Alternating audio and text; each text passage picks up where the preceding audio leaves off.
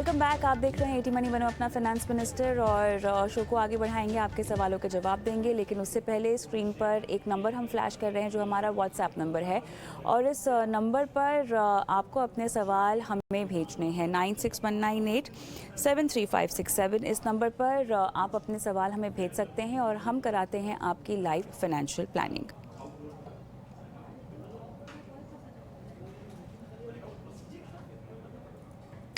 चलिए, अब हमारे साथ जुड़ गए हैं Arnab Pandya, founder Money Edu School. Arnab ji, good evening, स्वागत है आपका।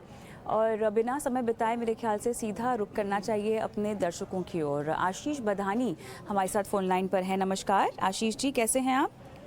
अच्छा मैम, आपके पास SBI ब्लू चिप है, कोटक का ब्लू चिप है, ICICI Pru blue chip, Axis blue chip. Sir, आपने इतने ब्लू चिप फंड्स क्यों खरीद लिए? परफॉर्मेंस देखकर खरीदे क्या? यस मैम, परफॉर्मेंस देख के खरीदा। एक्चुअली ब्लू चिप फंड मतलब मैं ज़्यादा रिस्क नहीं लेना चाहता था, इसलिए मैंने ब्लू चिप फंड ही चूज किया।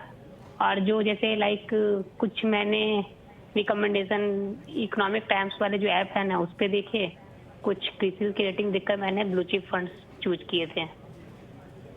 इसके बाद आपने ICICI प्रू लार्ज और मिड कैप लिया हुआ है, ICICI प्रू का मल्टी कैप भी लिया हुआ है, कोटक का स्मॉल कैप लिया है, एक्सिस ट्रिपल एडवांटेज और एक्सिस का नैस्डैक 100 भी आपने ले रखा है।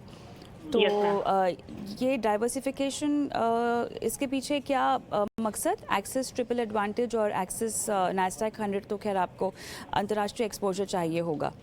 मैम नैस्डैक फंड जो था ना, जब मैं देख रहा था तो वो इंटरनेशनल फंड के लिए था और वो NFO आ रही थी, तो मैंने सोचा कि अपने पोर्टफोलियो का अप्रॉक्स 6 to 7% उसमें डाल दूं। तो मैंने वो फंड लिया और साथ में उसके बाद मैंने कुछ सोचा लार्ज कैप और मल्टी कैप में इन्वेस्ट करने के लिए, मतलब लार्ज कैप और मिड कैप में और साथ में मल्टी कैप में। तो अकॉर्डिंगली मैंने अभी जस्ट मतलब 2 महीने पहले ही इन्वेस्ट स्टार्ट किया है। और आपके पास एक स्मॉल कैप भी है पोर्टफोलियो में, कोटक स्मॉल कैप है भी है। और साथ में मैं कंटिन्यूसली NPS टियर 2 में 20,000 इन्वेस्ट करता हूँ उसमें, NPS टियर 2 में। और फिर PPF जो है पब्लिक प्रोविडेंट फंड, उसमें भी ईयरली 1.5 लाख डाल देता हूँ। टियर 2 में आप क्यों इन्वेस्ट करते हैं, टियर 1 में नहीं करते? मैम टियर 1 में कंपनी इन्वेस्ट करती है, टियर 1 में आपका एम्प्लॉय के थे। अच्छा, ठीक है। तो टियर 2 में इन्वेस्ट करने का एक्चुअली मेन पर्पस ये है मैम कि उसके फंड कभी भी हम लोग निकाल सकते हैं। इन केस जैसे मालूम मैं FD करता हूँ तो उसमें इंटरेस्ट कम मिलता है, तो इसलिए मैंने SIP के प्लेस पे, क्योंकि मुझे SIP का कुछ आइडिया नहीं आ रहा था कि कौन से फंड्स लूँ, तो मैंने सोचा कि NPS एटलीस्ट गवर्नमेंट का है, तो मैंने टियर 2 में डाल दिया कि जब कभी नीड होगा 5 साल 6 साल या 10 साल बाद तो मैं उसको निकाल पाऊंगा। टियर 1 में अगर डालूंगा तो मैं नहीं निकाल पाऊंगा।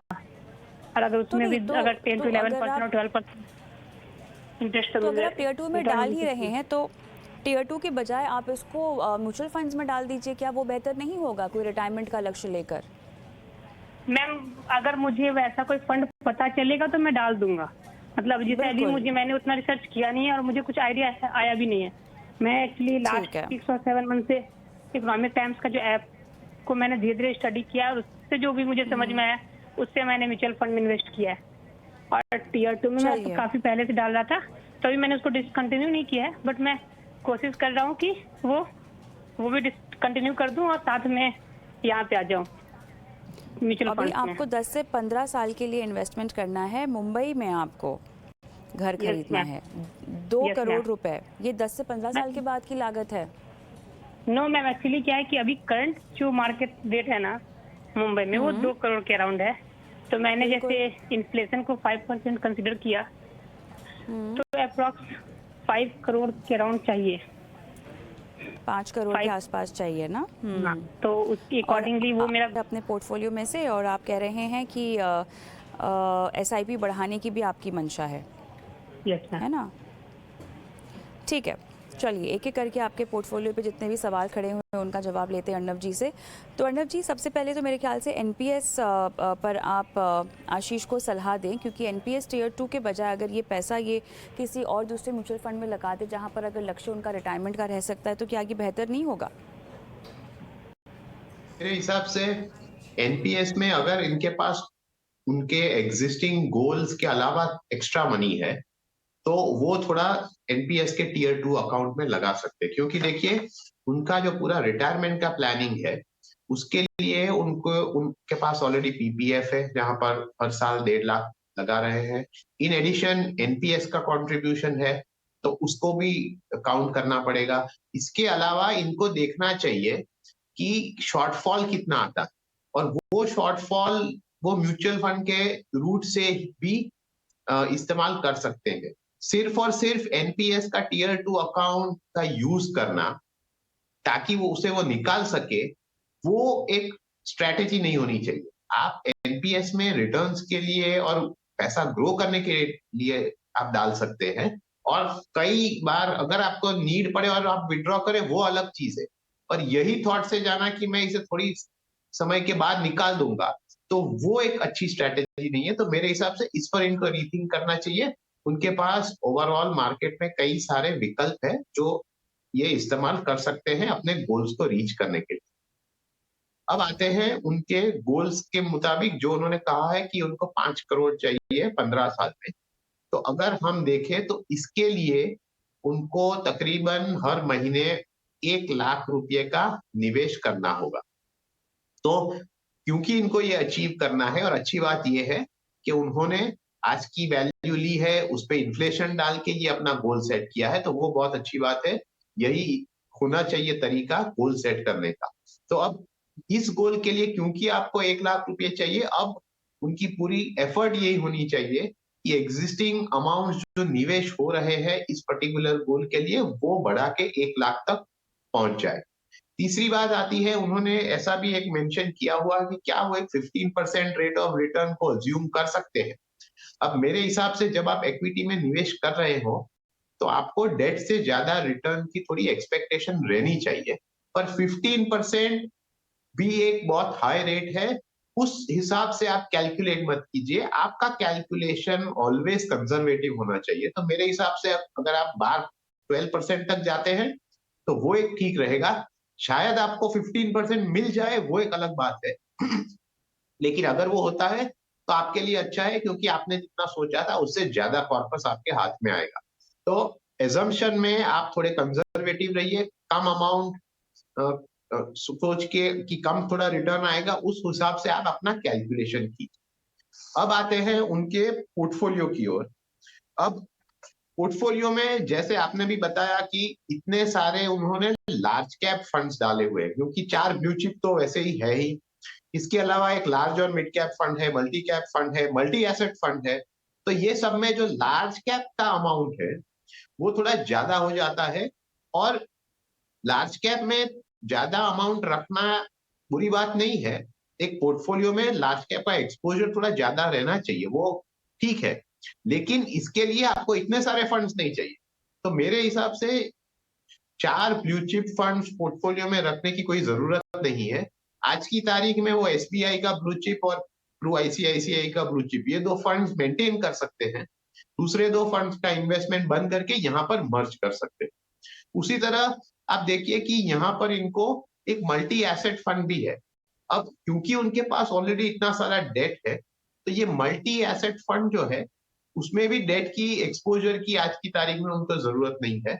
तो वो भी बंद करके दूसरे जो एग्जिस्टिंग फंड्स है उसमें वो पैसा ट्रांसफर कर सकते हैं। तो फंड्स इनफ है, ऑलरेडी एक स्मॉल कैप है, आपको थोड़ा मिड कैप एक्सपोजर भी मिल रहा है। तो ये सब ठीक है, लेकिन इतने सारे फंड्स को कम करने के लिए जैसे मैंने कहा ये 3 फंड्स में आप निवेश बंद कर दीजिए, और जो दूसरे एग्जिस्टिंग फंड्स है वहां पर ये मर्ज कर दीजिए। तो और आगे जाते निवेश बढ़ाइए तो आपके गोल्स की तरफ आप बढ़ सकते हैं। अच्छा, यहाँ पर साथ ही ये कह रहे हैं कि इन्हें लगभग 15% रिटर्न की आवश्यकता है पोर्टफोलियो पर। कितना और इन्हें अपनी उम्मीदों को कम करना चाहिए?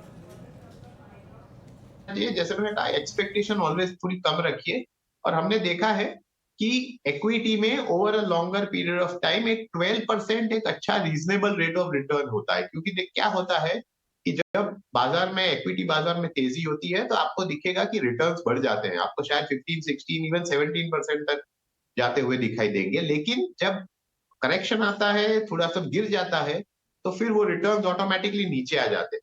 ये टाइम पे भरोसा करता है कि आप कब रिटर्न्स देख रहे हैं और कौन सा पीरियड सोच रहे हैं। लेकिन over a longer time period, over a longer economic cycle, आपको 12% मेरे हिसाब से उससे ज्यादा कैलकुलेशन में नहीं रखना चाहिए। आप रख सकते हो, आपको शायद मिल भी सकता है, लेकिन प्लानिंग के हिसाब से मेरे हिसाब से 12% की एक्सपेक्टेशन रीजनेबल। आशीष जी, कुछ और सवाल पूछना चाहते हैं आप अर्णव जी से? मैंने बोला एनपीएस टीयर 2 में अगर मान लो मैं लॉन्गर टाइम के लिए देख रहा हूँ तो अप्रॉक्स कितना लॉन्गर टाइम, इन केस अगर मान लो मुझे वहां से निकाल के अगर उस फंड को कहीं डाइवर्ट करना है तो अप्रॉक्स मतलब कितना फंड मैं कहाँ डाइवर्ट कर दूं, ये मुझे जानना था। और भी दो अर्णव तीन जी? क्वेश्चन मैं 1 बाय 1 में पूछूंगा। नहीं, उतना समय शायद नहीं हो पाएगा आपके पास। मैं आपसे दरख्वास्त करूंगी कि आपने बाकी सवाल आप वापस से हमसे पूछिएगा। अर्णव जी, फिलहाल इसका जवाब दे दीजिए, हमारे अगले दर्शक भी फोन लाइन पर है हमारे साथ। एनपीएस के हिसाब से आप जितना लंबा समय रुक सकते हैं अच्छा है, कंपाउंडिंग होगा अमाउंट का। दूसरी बात है, जब आप थोड़ा अमाउंट निकालना चाहते हैं तो आपको ये देखना चाहिए कि जो निवेश 1 लाख का पर मंथ का है, अगर वो आप टच नहीं कर रहे तो जो निवेश निकालते हैं एनपीएस से, जो एग्जिस्टिंग म्यूचुअल फंड है उसमें ही आप डाल दीजिए, तो वही एक अच्छी स्ट्रेटेजी है।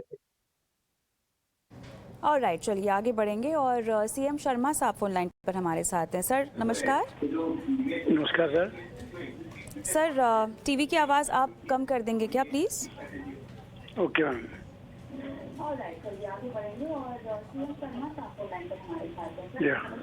नमस्कार मैम। नमस्कार सर, आपने अपना सवाल काफ़ी विस्तारपूर्वक हमको भेजा है, धन्यवाद इसके लिए। और आप रिटायर्ड हैं और आपको मार्च 2023 तक लगभग 1.3 करोड़ मिलने वाला है ना? तो आपको समझना है कि इसको फिक्स डिपॉजिट में निवेश कर दें या इसको आप म्यूचुअल फंड में कर दें। आपके रेगुलर एक्सपेंसेस लगभग 50,000 रुपये हर महीना है। और ये जो आपने एक्सपेंसेस अपने प्लान किए हैं, जहाँ पर आपकी पोती की पढ़ाई लिखाई है, पोते पोती दोनों के लिए, तो इसके लिए कुछ खास अमाउंट जो आपके जहन में है? मैम अभी एक ये तो मैंने वर्कआउट नहीं किया, पर टारगेट ये है कि उन कि इंजीनियरिंग में डिग्री में कितने पैसे उस टाइम लगे हैं तो वो अवेलेबल होने चाहिए। तो मुझे ये बताइए, आपके 1.3 करोड़ जो आपको मिलने वाले हैं उसमें से सिर्फ यही लक्ष्य की प्लानिंग है ना? आपको 50,000 रुपये जो आपका महीने का खर्चा है वो तो आपको मिल रहा है ना? ठीक है, चलिए, तो फिर ये जो 2 लक्ष्य हैं आपके, पोता और पोती के लिए आपको जो पढ़ाई का खर्चा इकट्ठा करना है, उसके लिहाज से आपको कहाँ निवेश करना चाहिए, ये राय लेते हैं। बताएं अर्णव जी। इनकी एज है और इनके गोल्स भी काफी क्लियर है। उन्होंने कह दिया है कि जो 50,000 का जो रेगुलर कैश फ्लो उन्हें मिल रहा है, वो आज की तारीख में वो दूसरे सोर्सेज से ले सकते हैं। लेकिन मेरे हिसाब से आपको आगे जाते हुए थोड़ा इन्फ्लेशन को भी कंसिडर करना चाहिए, और आपके पास यहाँ पर सिग्निफिकेंट अमाउंट है, तो आप 2 प्रकार का प्लानिंग कर सकते हैं, जहां पर आपको लिक्विडिटी भी मिलती है, इन्वेस्टमेंट में थोड़ा ग्रोथ भी आता है, और तीसरी बात, थोड़ा कैश फ्लो भी जनरेट होता है। अब आपको कैश फ्लो अगर नहीं चाहिए जब तक, तो वो आप री इन्वेस्ट कर सकते हैं। तो मेरे हिसाब से देखिए, इसमें इक्विटी का थोड़ा एक्सपोजर होना चाहिए, इवन दो उनकी एज है, क्योंकि उनके जो गोल्स है पोती के एजुकेशन के लिए, वो मेरे हिसाब से उनकी एज देखते हुए, बच्चों की एज देखते हुए थोड़े समय है उसके लिए। तो मेरा ऐसा मानना है कि अराउंड 25% इक्विटी में ये पोर्टफोलियो में जा सकता है। अब पहले आते हैं डेट की तरफ, कि कौन से इंस्ट्रूमेंट्स डेट में वो निवेश कर सकते हैं, क्योंकि अपॉर्चुनिटी है उनके पास। तो देखिए, अगर उन्होंने सीनियर सिटीजन सेविंग स्कीम में निवेश नहीं किया है, तो वहां पर वो 15 लाख की पूरी लिमिट यूज कर सकते हैं, वहां पर रिटर्न्स हाई है।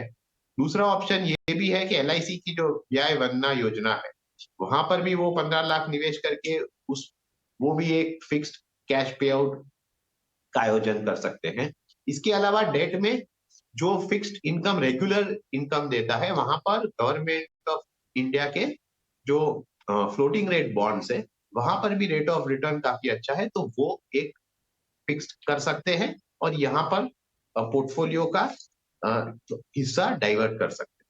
अब इसके अलावा तो उनके पास काफी सारी अमाउंट रहेगी, तो उसमें मेरा मानना है कि उनको टारगेट मैच्योरिटी फंड्स की ओर ध्यान देना चाहिए। अब टारगेट मैच्योरिटी फंड्स क्या होते हैं? ये वो फंड्स होते हैं जो एक स्पेसिफिक डेट पे मैच्योर हो जाते हैं, और अगर आप इसे मैच्योरिटी तक होल्ड करते हैं तो वहां पर आपको कोई इंटरेस्ट रेट रिस्क नहीं होता। यानी कि आज की तारीख में अगर आपने ये फंड मान लीजिए कि 2030 या 2027, आपके पास काफी सारे ऑप्शन, 15 साल तक के निवेश करने के ऑप्शन है। तो मान लीजिए आपने उस 2027 के फंड में निवेश कर दिया, तो 2027 के उस निर्धारित समय पे आपको पैसा वापस मिल जाएगा, और आज की तारीख में जो उसका रिटर्न आता है वो आप लॉक इन कर सकते हैं, जिसे हम यील्ड टू मैच्योरिटी कहते हैं। तो आज की तारीख क्योंकि रेट ऑफ इंटरेस्ट इकोनॉमी में हाई है, तो आप हाई रेट्स में ये निवेश में लॉक इन कर सकते हैं over a longer time period. तो आपके पास काफी सारे ऑप्शंस हैं। भारत बॉन्ड ईटीएफ के आज आपके पास 6 विकल्प है, यानी कि 2033 तक जाता हुआ आपको ये ऑप्शंस मिलेगा। तो आपको अपने समय के मुताबिक इस प्रकार के टारगेट मैच्योरिटी फंड्स में एक काफी सारी अच्छी रकम निवेश कर सकते हैं, जिससे आपको टैक्स में भी बेनिफिट मिलेगा, नेट रिटर्न हाई होगा। इसके अलावा मेरे हिसाब से डायनामिक बॉन्ड फंड्स एक अच्छी कैटेगरी है, जहां पर ये 15 से 20 लाख तक का निवेश कर सकते हैं, क्योंकि डायनामिक बॉन्ड फंड में फंड मैनेजर डिसाइड करता है कि डेट में कहां निवेश किया जाए। यहां पर भी 3 साल से ज्यादा होल्ड करने पे टैक्स का बेनिफिट मिलता है, आपको नेट रिटर्न ज्यादा आ जाता है। और यहाँ पर Kotak dynamic bond fund, ICICI true all season bond fund, ये अच्छे फंड्स हैं जहां पर आप देख सकते हैं। अब इसके अलावा एक और ऑप्शन भी है इनके पास, और वो है कि बैलेंस एडवांटेज फंड्स। अब जो बैलेंस एडवांटेज फंड है, वहां पर फंड मैनेजर डेट और इक्विटी में मूव करता है। तो जो मैंने कहा था कि थोड़ा एक्सपोजर इक्विटी में आना चाहिए, उसमें से एक पार्ट एक्सपोजर इस प्रकार के बैलेंस एडवांटेज फंड से आ सकता है, जहां पर फंड मैनेजर डेट और इक्विटी में एलोकेट करते हैं as per market conditions, both debt और इक्विटी मार्केट्स में। और बाकी एक थोड़ा रकम जो बचती है वो एक लार्ज कैप फंड्स यानी कि कैटेगरी में डाल सकते हैं, क्योंकि ये अच्छे कंपनी में एक्सपोजर देता है, और यहां पर वो एक्चुअली एक मिक्स ले सकते हैं, एक पैसिव फंड और एक एक्टिव फंड, इस प्रकार का मिक्सचर ले सकते हैं। और मेरा चॉइस है कि पैसिव फंड में वो एक डीएसपी का एक ऑप्शन है, जहां पर निफ्टी 50 को इक्वल वेट ऑप्शन दिया जाता है, जहां पर हर होल्डिंग को एक इक्वल वेट दिया जाता है और रेगुलरली इसे रिवाइज किया जाता है। तो निफ्टी का जो डीएसपी का इक्वल वेटेड फंड है, वहां पर थोड़ा निवेश कर सकते हैं, और बाकी की रकम एसबीआई ब्लू चिप जैसे फंड में निवेश कर सकते हैं। इससे इक्विटी का एक्सपोजर मिलेगा, लार्ज कैप स्टडी एक्सपोजर मिलेगा, डेट का भी एक्सपोजर मिलेगा, और टैक्स में भी इनको डेट की साइड में राहत मिलेगी। शर्मा जी, कोई सवाल पूछना है आपने? मैम अभी राइट नाउ तो कुछ नहीं है, मैं इसको वर्कआउट करूंगा और मुझे प्रॉब्लम होगी then again I will speak. Sure, thank you so much अपना सवाल हमें Thank you, भेजने के लिए। कुंदन सिंह हमारे साथ फोन लाइन पर है। नमस्कार। जी नमस्कार मैम। ऑलराइट, आपके टीवी की आवाज़ आप कम कर देंगे प्लीज़ ज़रा। जी 1 मिनट 1 सेकंड। जी हो गया। ठीक है सर, आपने 70 लाख रुपए इकट्ठा करने हैं और 2 साल से आप निवेश कर रहे हैं। एक्सिस के 3 फंड है आपके पास, blue chip, mid cap, small cap. आपने एचडीएफसी इंडेक्स सेंसेक्स फंड भी ले रखा है, डीएसपी का मिड कैप भी आपने ले रखा है। सर सलाह ली थी किसी से पोर्टफोलियो बनाने से पहले? मैम मैंने ये यूट्यूब में देखा और यही आपकी टीवी वगैरह के माध्यम से, चैनल वगैरह के माध्यम से। चलिए बहुत बढ़िया। 70 लाख रुपए रिटायरमेंट के लिए मैं समझ रही हूँ कि आपने अपने लिए प्लान किया हुआ है ना? मैम एक्सेस ब्लू चिप में मैं अभी तक 50,000 रुपये इन्वेस्ट कर चुका हूँ। 50,000 कि 500? जी 50,000 अभी तक इन्वेस्ट कर चुका हूँ। अच्छा, अब तक और कर चुके हैं इन्वेस्ट, ठीक है। एक्सेस मिड कैप में 38,000 रुपये, और एक्सेस स्मॉल कैप में 35,000 रुपये, और डीएससी मिड कैप में 28,000 रुपये, और एचडीएफसी सेंसेक्स में 66,000 रुपये। तो सर मुझे आपसे ये जानना है कि जो रिटायरमेंट का आपने लक्ष्य डिसाइड किया है 70 लाख का, वो काफ़ी होगा ना? आपने वो कैलकुलेशन किया है अपने लिए? मैम एक्चुअली और जगह भी मैं इन्वेस्टेड हूँ, यहाँ से मैं 70,000 रुपये चाह रहा हूँ।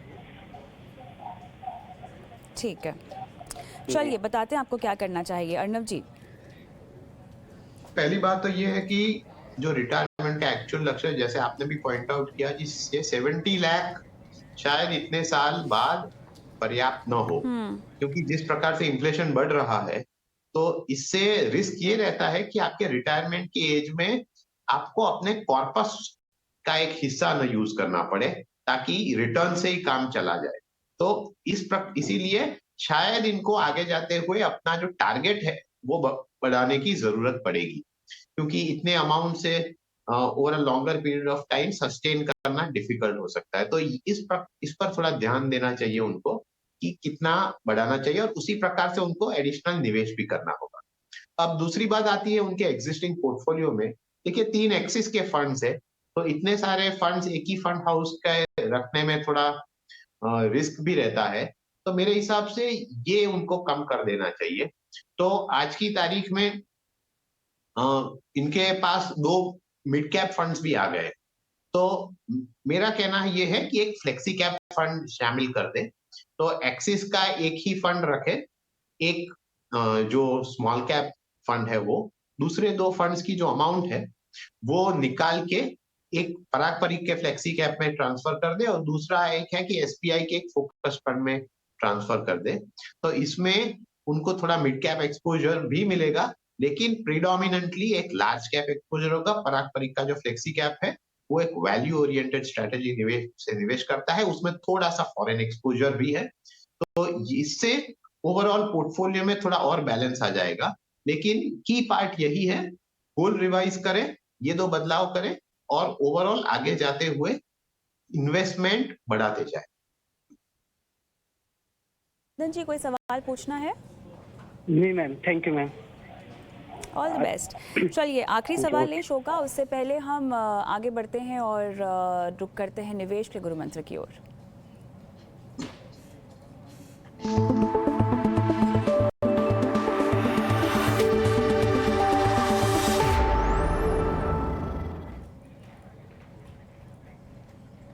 अर्णव जी बताएं, क्या है आपका गुरु मंत्र आज का? देखिए लोगों का क्या होता है कि वो काफी सारे इन्वेस्टमेंट और निवेश अपने पोर्टफोलियो में बढ़ाते जाते हैं, तो अल्टीमेटली क्या होता है कि उससे कोई बेनिफिट नहीं होता, सिर्फ मैनेज करने में तकलीफ हो जाती है। तो मैं सिर्फ इक्विटी के बारे में बात नहीं कर रहा हूँ, हमने देखा है कि लोग फॉर एग्जांपल 12-15 फंड्स शामिल कर देते हैं। इवन डायरेक्ट इक्विटीज में वो बड़ा पोर्टफोलियो 30, 40, 50 स्टॉक में निवेश करते हैं। मैंने तो कई सारे केसेस देखे हैं जहां पर फिक्स डिपॉजिट की अमाउंट नहीं है, लेकिन उनके पास 30-35 फिक्स डिपॉजिट की रिसीट होती है। तो ये सब करने में क्या होता है कि after a point of time administrative problem बहुत होता है, उसे मैनेज करने में प्रॉब्लम बहुत होता है। तो ये आप ओवर डाइवर्सिफिकेशन मत कीजिए, मैनेज आपके लिए आसान हो उस पर भी ध्यान दीजिए। थोड़ा स्प्रेड आउट करना निवेश अच्छी बात है, लेकिन ज्यादा स्प्रेड आउट करना एक नुकसानकारक चीज हो सकती है। ऑलराइट, चलिए तो यहाँ पर ये सलाह निवेश के गुरु मंत्र के तौर पर मिलती हुई। इसी के साथ अर्णव जी बहुत बहुत धन्यवाद। समय निकाला दर्शकों की फाइनेंशियल प्लानिंग की आर्थिक लक्ष्य पे उन्हें कामयाब बनाने में आपने मार्गदर्शन दिया। और इसी के साथ मुझे भी इजाज़त दें, लेकिन जाते जाते एक बार फिर से वो नंबर आपको दिए जा रहे हैं जो हमारा व्हाट्सएप नंबर है, और इस नंबर पर हमें इंतज़ार रहता है आपके सवालों का। नमस्कार।